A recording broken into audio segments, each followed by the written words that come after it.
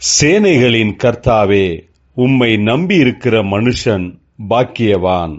கர்த்தருக்குள் பிரியமானவர்களே, உங்கள் அனைவருக்கும் இனிய காலை வணக்கங்கள். இன்றைய வேதவசன தியானத்திற்கென்று நாம் தெரிந்தெடுத்திருக்கும் வேத பாகமானது 2 சாமுவேல் 6 அதிகாரம் 11 கர்த்தருடைய பெட்டி கித்தியனாகிய ஓபேத் ஏதோமின் வீட்டிலே 3 மாதம் இருக்கையில் கர்த்தர் ஓபேத் ஏதோமையும் அவன் வீட்டார் அனைவரையும் ஆசீர்வதித்தார். பிரியமானவர்களே, இன்றைய வேத தியானத்தின் தலைப்பு தேவனுடைய ஆசீர்வாதங்கள் என்பதே.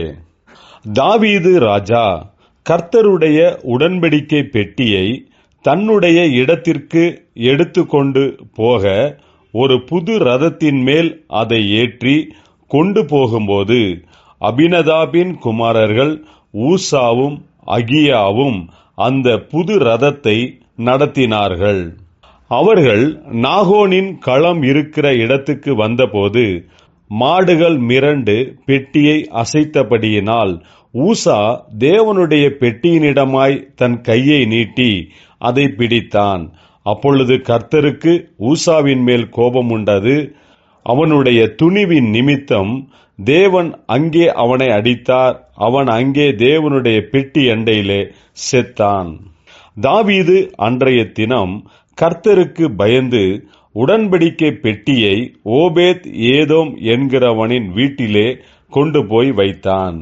கர்த்தருடைய பெட்டி கித்தியனாகிய ஓபேத் ஏதோமின் வீட்டிலே 3 மாதம் இருக்கையில் கர்த்தர் ஓபேத் ஏதோமையும் அவன் வீட்டார் அனைவரையும் ஆசீர்வதித்தார்.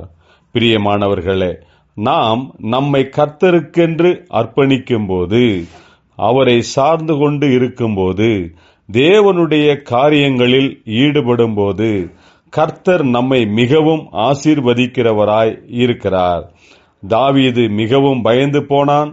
ஓபேத் ஏதோம் குடும்பத்தாரோ முழு மனதுடன் பயபக்தியாக கர்த்தருடைய பெட்டியை ஏற்றுக்கொண்டதினால் கர்த்தர் அவர்களை அதிகமாக ஆசீர்வதித்தார்.